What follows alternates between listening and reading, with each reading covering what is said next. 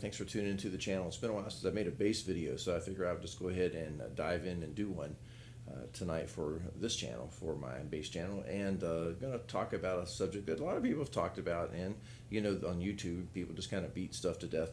So I decided I would go ahead and throw my 2 cents in about playing bass with a pick. I play bass with my fingers, and I play bass with a pick every now and again. As a guitarist, I play guitar with a pick, and I also play guitar with my fingers. I do fingerstyle guitar on acoustic, and on electric I mostly play with a pick. So switching back and forth between them seems something natural. I don't understand why there's such a controversy about it on the bass. You can play the banjo without picks, and you can play banjo with picks. Stylistically, it's two different things. Sometimes playing with a pick serves the song, and it is just the best thing that you can do for the song. Other times, the fingers are the best thing. So just do what the tone and the song requires in order to do it. Let's talk about some of the considerations that you have to take into account if you're playing with a pick on the bass. If you're a guitar player switching over to the bass, the pick may feel like the most natural thing to do, but the biggest thing that you have to get used to is the string spacing. You obviously have to exaggerate your pick strokes in order to make the gap between the strings something manageable. If you're a fingerstyle bass player and you're switching over to pick just to try it out, well, there's a couple of tips I can kind of share with you. First off is how to hold the pick. What I want you to imagine is that you're holding like a squirt gun. You're going to squirt, squirt, squirt, squirt, squirt, you know, one of those super soakers, and you're going to squirt your brother like you do when you were a kid. Well, when you have your finger bent like this, that's where you want to have your pick. Right there on that knuckle, you're going to take the pick and you're going to put it with the point going that way. So if you're right-handed, you have your finger bent like that, and you're going to put the pick on there, and the pick is going to sit on your knuckle, well, it's kind of hard to do this and not have it fall off like that. Then you're going to take your thumb, put it over the top, and then you're going to have the pick sticking out to the side. So it's basically, it's perpendicular to the way that your hand is pointed. And then that finger is kind of curled in there. Now, do you keep your fingers out or curled in? Two different schools of thought on that. Just do what feels natural to you. As a guitar player, I like to keep my hand rooted on the top because I can make volume changes on the fly to go from rhythm to lead. On a pick, sometimes it's easier to keep your fingers up underneath you if you're playing something fast. So it's just up to you as to which one feels most natural. If you have your fingers out, if you have your fingers in, doesn't make a difference. You want to have just enough pick sticking out there to be able to make contact with your string.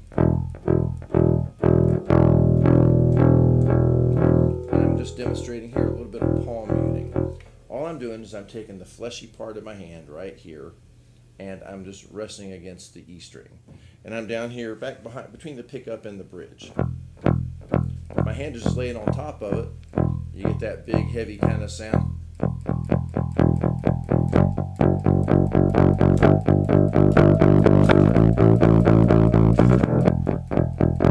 So that's pretty good and heavy for intros and bridges and things like this. Now, if you're just going to hit the string and let it ring, that's called a free stroke. Notice I pick kind of down and out away from the string. I kind of pick through the string, move my hand away. If I pick through and come to rest on the string beneath it, that's called a rest stroke. This is a free stroke, rest stroke.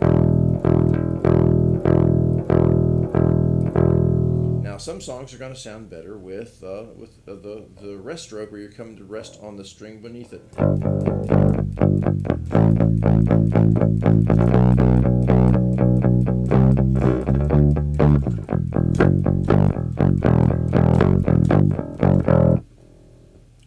Just it creates a little more of a percussive type effect. It also helps you with the string muting a little bit as well. Now, the angle that you hit the pick with on the guitar is a little bit different than it is on a bass. A lot of times guitarists will use the edge of the pick to create harmonics and pick squeals and all kinds of stuff. None of that works really good and it doesn't sound so hot on the bass. So if you're playing with the bass, You can kind of use the edge of the pick. You get this thin kind of sound. And I'm kind of sawing through the string. Let me turn this way a little bit so you can. And if I turn a little bit more perpendicular to the string, it's a different sound. So you might play with the ideal hand position for what the song is going to require. Now, it's the combination of the palm muting and your left hand muting.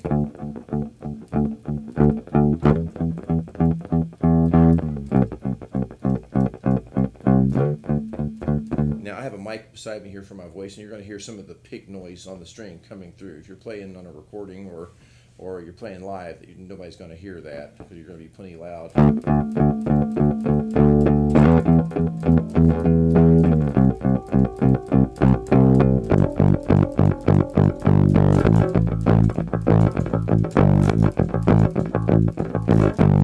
Now, one of the things that the pick excels at is doing that kind of a figure there. A little galloping. If you're trying to do it with your fingers, it's a little more difficult to get that tone.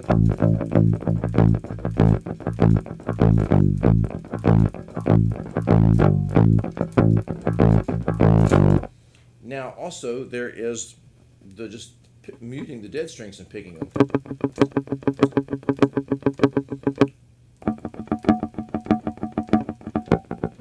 You want to stay away from harmonics when you're doing that, because obviously if you write over the 7th fret or the 5th fret, unless you want that effect, that sounds pretty cool, but you generally want to be away from the harmonics.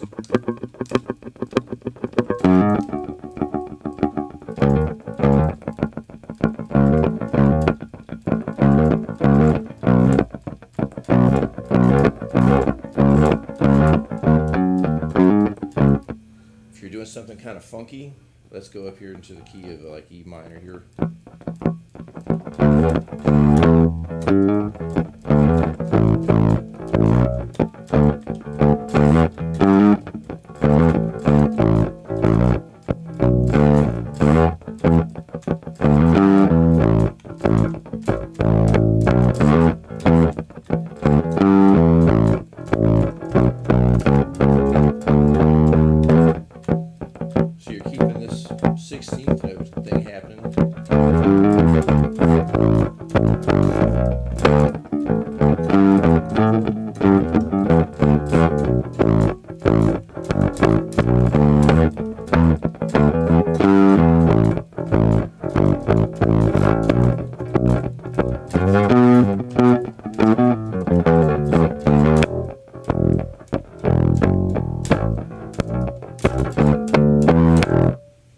So you can use that pick to get some kind of funky kind of things in there.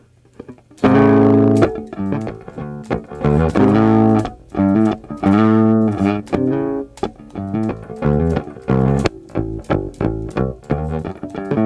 there I'm picking right over the pickup. And every now and then you'll hear me kind of whack the pickup against the pole pieces. I'm pretty heavy-handed there on that, and my action is pretty low. Let's see here, but if you pick more back towards the let's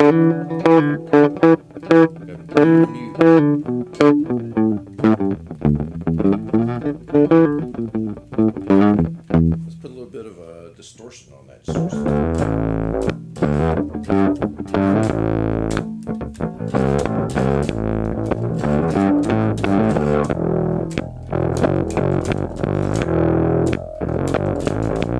Stuff you could do with your fingers, but with that feel you get with the pick and that clicky kind of thing from your muted strings, it sounds really awesome. So give it a try. Get you a thick pick. I like using heavies, Fender heavies. One of the shapes I like is this shape. This works really well on guitar and on bass. And the thing I like about it, especially if you're playing 16th note figures, sometimes the pick will get a tendency to kind of turn on you. And it doesn't bother me because I got another edge coming around if it starts turning. So this is a pick I've used for years. Regular picks, a lot of people like the 73, the nylon 73s, but this is about a 2mm, and this works real great on bass and guitar, and it gives you a lot of control. You don't want a lot of flexing in the pick. You want to have it be good and stiff in order to be able to control your dynamics. So if you have any questions, comments, observations, I appreciate hearing them, and leave a comment down below, and check out the other videos on the channel, and I'll try to put out some more bass content from time to time. I love playing the bass, but often a lot of the questions and stuff I get, I'll have to do with 12-string or banjo, but bass is awesome, and I love playing it. So let me hear from you, and thanks again for watching. Catch you next time.